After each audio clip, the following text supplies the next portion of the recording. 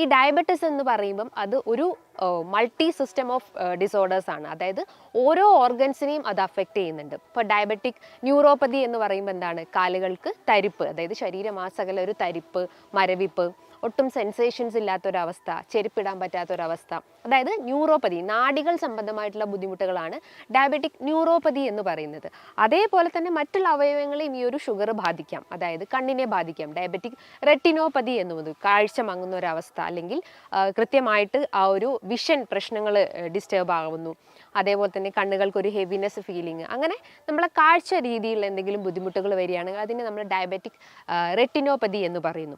അതേപോലെ തന്നെ വൃക്ക സംബന്ധമായിട്ടുള്ള ബുദ്ധിമുട്ടുകൾ, അതായത് കോമൺ ആയിട്ടുള്ളതാണ്, യൂറിൻ പാസ് ചെയ്യുമ്പോൾ ഒരു പുകച്ചിൽ അല്ലെങ്കിൽ ഒരു ബേണിംഗ് സെൻസേഷൻസ് ഉണ്ടാവുന്നു, ഇടയ്ക്കിടയ്ക്ക് യൂറിനേറ്റ് ചെയ്യാനുള്ളൊരു ബുദ്ധിമുട്ടുണ്ടാവുന്നു. അതിനെയാണ് നമ്മൾ ഡയബറ്റിക് നെഫ്രോപ്പതി എന്ന് പറയുന്നത്.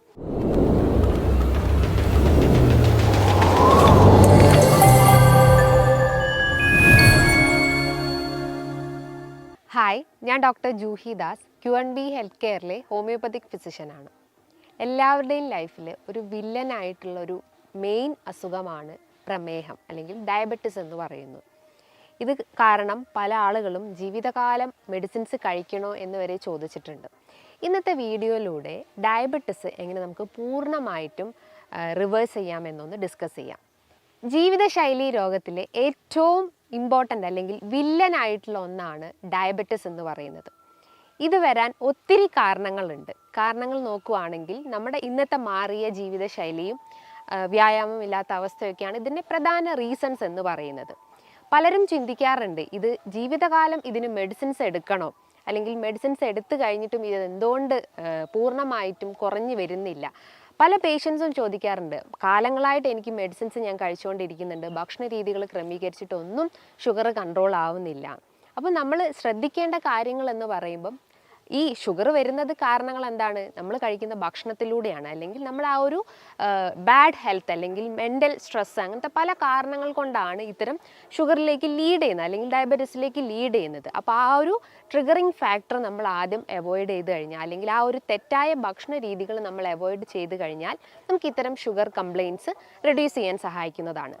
ഈ ഡയബറ്റിസ് എന്ന് പറയുമ്പം അത് ഒരു മൾട്ടി സിസ്റ്റം ഓഫ് ഡിസോർഡേഴ്സ് ആണ്. അതായത് ഓരോ ഓർഗൻസിനെയും അത് അഫക്റ്റ് ചെയ്യുന്നുണ്ട്. ഇപ്പോൾ ഡയബറ്റിക് ന്യൂറോപ്പതി എന്ന് പറയുമ്പോൾ എന്താണ്, കാലുകൾക്ക് തരിപ്പ്, അതായത് ശരീരമാസകല ഒരു തരിപ്പ്, മരവിപ്പ്, ഒട്ടും സെൻസേഷൻസ് ഇല്ലാത്തൊരവസ്ഥ, ചെരുപ്പിടാൻ പറ്റാത്തൊരവസ്ഥ, അതായത് ന്യൂറോപ്പതി, നാഡികൾ സംബന്ധമായിട്ടുള്ള ബുദ്ധിമുട്ടുകളാണ് ഡയബറ്റിക് ന്യൂറോപ്പതി എന്ന് പറയുന്നത്.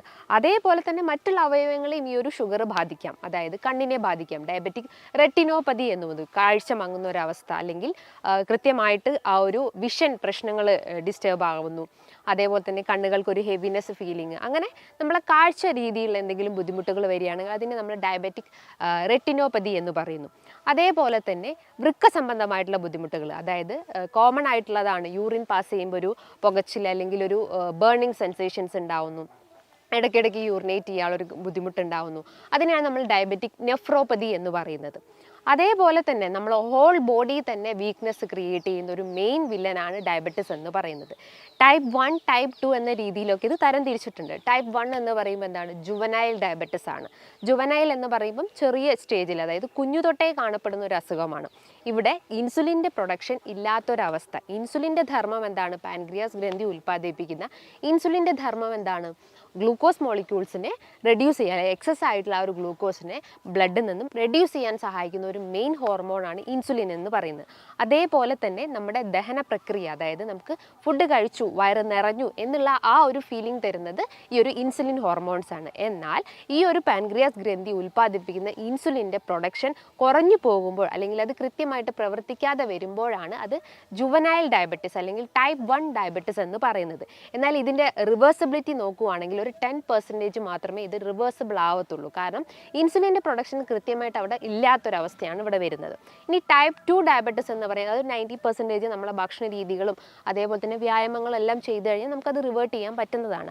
അവിടെ ഇൻസുലിൻ പ്രവർത്തിക്കുന്നുണ്ട്, പക്ഷേ കൃത്യമായിട്ടല്ലാത്തൊരു രീതിയിലാണ് ആ ഒരു ഇൻസുലിൻ പ്രവർത്തിക്കുന്നത്. എന്നാൽ ഈ ഡയബറ്റിസിൻ്റെ കാരണങ്ങൾ നോക്കുകയാണെങ്കിൽ മെയിൻലി ഇൻസുലിൻ റെസിസ്റ്റൻസ് ആണ്. ഇൻസുലിൻ ഉണ്ട്, പക്ഷെ അത് കൃത്യമായിട്ട് നമ്മളെ ആ ഒരു ഗ്ലൂക്കോസിനെ അല്ലെങ്കിൽ കോശങ്ങളിലേക്ക് എത്താൻ പറ്റാത്തൊരവസ്ഥ. നമുക്കറിയാം ഈ ഒരു ഗ്ലൂക്കോസ് മോളിക്യൂൾസ് ബ്ലഡിൽ എക്സസ് ആകുമ്പോഴാണ് നമ്മൾ ഡയബറ്റിസ് എന്ന് പറയുന്നത്. അതായത് ഈ ഒരു ഗ്ലൂക്കോസാണ് നമ്മളെ കോശങ്ങളിലേക്ക് എനർജി എത്തിക്കുന്നത്.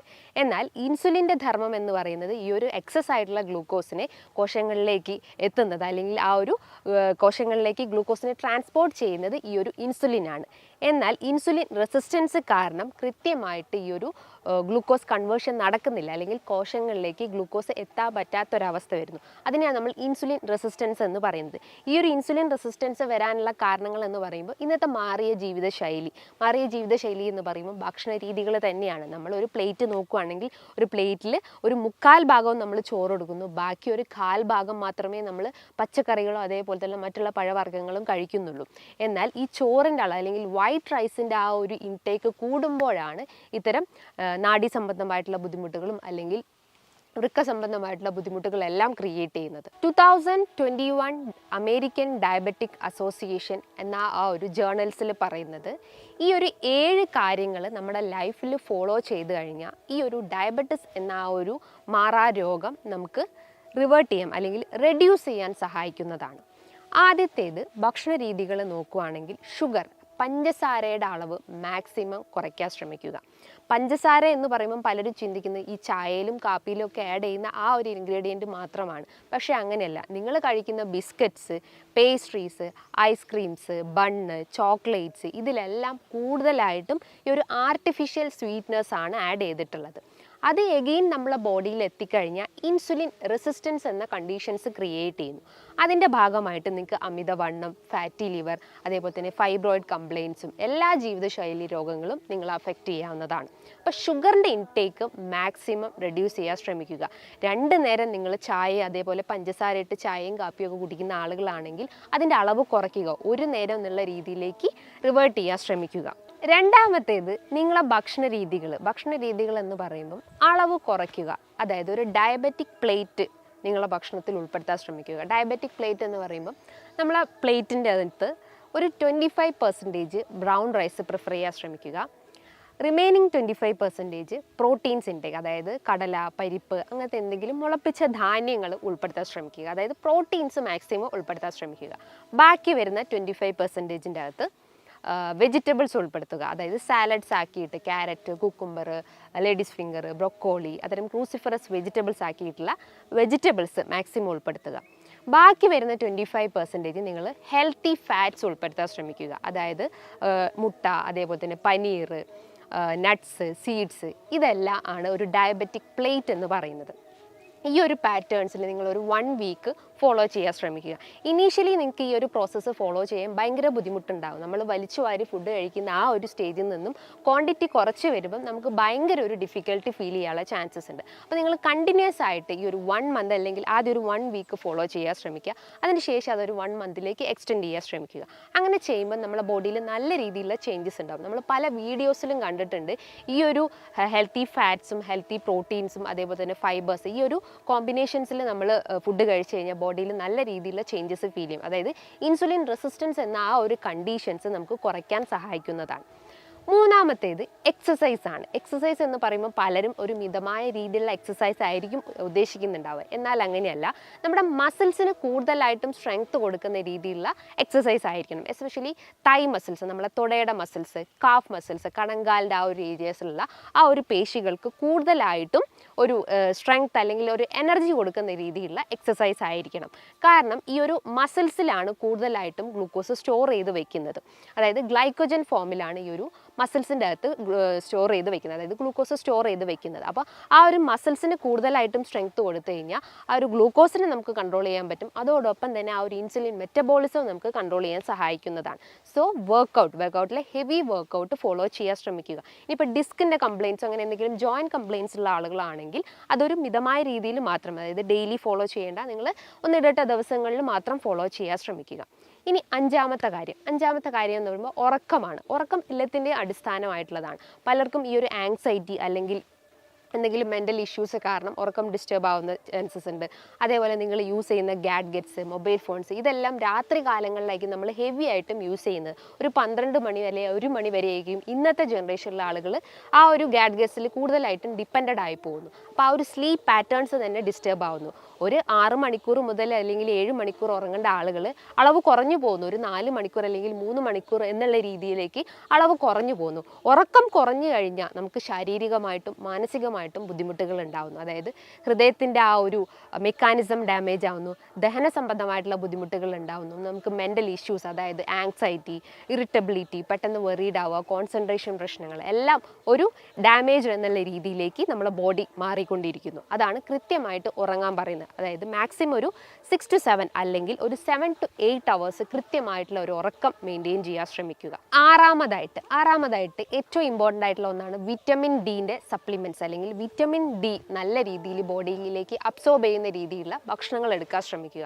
കഴിവതും വെയിൽ കൊള്ളാൻ ശ്രമിക്കുക. 11 മണി അല്ലെങ്കിൽ 3 മണി വരെയുള്ള ആ ഒരു ഡ്യൂറേഷനിൽ ഒരു 15 മിനിറ്റോ 20 മിനിറ്റോ നന്നായിട്ട് ബോഡി ആ ഒരു സൺലൈറ്റിന് എക്സ്പോഷർ ആക്കുക. അതൊരു natural source of vitamin D ആണ്. അതോടൊപ്പം തന്നെ നിങ്ങളുടെ ഭക്ഷണ രീതികൾ, മഷ്റൂംസ്, നട്ട്സ്, സീഡ്സിലെല്ലാം വിറ്റമിൻ ഡിൻ്റെ ഒരു അളവ് അടങ്ങിയിട്ടുണ്ട്. അപ്പം വിറ്റമിൻ ഡി മാക്സിമം നിങ്ങളുടെ ഭക്ഷണത്തിൽ ഉൾപ്പെടുത്താൻ ശ്രമിക്കുക. ഒരു ഡോക്ടറുടെ നിർദ്ദേശപ്രകാരം മാത്രം വിറ്റമിൻ ഡി സപ്ലിമെൻറ്റ്സ് എടുക്കാൻ ശ്രമിക്കുക. സപ്ലിമെൻറ്റ്സ് എന്ന് പറയുമ്പോൾ അത് വീക്ക്ലി വൺസോ അല്ലെങ്കിൽ ഡെയിലി വൺസ് ഡോസേജ് കുറച്ചിട്ടുള്ള സപ്ലിമെൻറ്റ്സും നിങ്ങൾക്ക് എടുക്കാവുന്നതാണ്. കുട്ടികൾക്കായാലും ഒരു ഡോക്ടറുടെ അണ്ടറിൽ മാത്രം നിങ്ങൾ ഇത്തരം പ്രിസ്ക്രിപ്ഷൻസ് അല്ലെങ്കിൽ ആ ഒരു സപ്ലിമെൻറ്റ്സ് കഴിക്കാവുന്നതാണ്. ഇനി 7ാമത്തെ കാര്യം, ഇൻ്റർമീഡിയറ്റ് ഫാസ്റ്റിംഗ് ഫോളോ ചെയ്യാൻ ശ്രമിക്കുക. അതായത് നമ്മൾ 24 അവേഴ്സിന് ഒരു 16 അവേഴ്സ് ഈസ് ടു 8 അവേഴ്സ് എന്നുള്ള രീതിയിലേക്ക് ഡിവൈഡ് ചെയ്യാൻ ശ്രമിക്കുക. 16 അവേഴ്സ് നിങ്ങൾ ഫുഡ് കഴിക്കാതെ ഫാസ്റ്റിംഗ് മെയിൻറ്റെയിൻ ചെയ്യാൻ ശ്രമിക്കുക.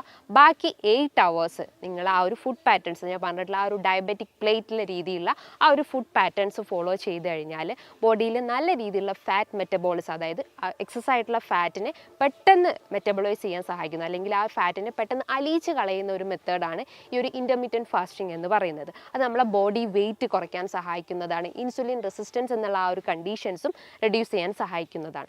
അതോടൊപ്പം തന്നെ മാനസികമായിട്ടുള്ള ടെൻഷൻസ് ഉള്ള ആളുകളാണെങ്കിൽ ടെൻഷൻസ് കുറയ്ക്കുന്ന രീതിയിൽ എന്തെങ്കിലും റിലാക്സിങ് എക്സസൈസ് ചെയ്യാൻ ശ്രമിക്കുക. യോഗ അല്ലെങ്കിൽ എന്തെങ്കിലും മെഡിറ്റേഷൻസ് ഫോളോ ചെയ്ത് കഴിഞ്ഞാൽ മൈൻഡ് ആൻഡ് ബോഡി ഒരു ബാലൻസ് രീതിയിൽ നമുക്ക് കൊണ്ടുവരാൻ സഹായിക്കുന്നതാണ്. ഈ ഒരു 7 കാര്യങ്ങൾ നിങ്ങളുടെ ഡെയിലി ലൈഫിൽ ഒന്ന് ഫോളോ ചെയ്ത് നോക്കൂ.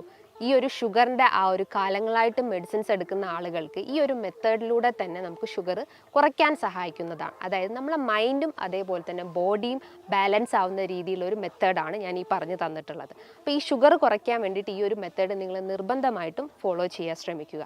ഇനി ഇതുമായി ബന്ധപ്പെട്ട് എന്തെങ്കിലും ഡൗട്ട്സ് ഉണ്ടെങ്കിൽ താഴെ കാണുന്ന നമ്പറിൽ കോൺടാക്റ്റ് ചെയ്യാവുന്നതാണ്. നല്ലൊരു ഹെൽത്ത് ടോപ്പിക്കുമായി വീണ്ടും കാണാം. Thank you.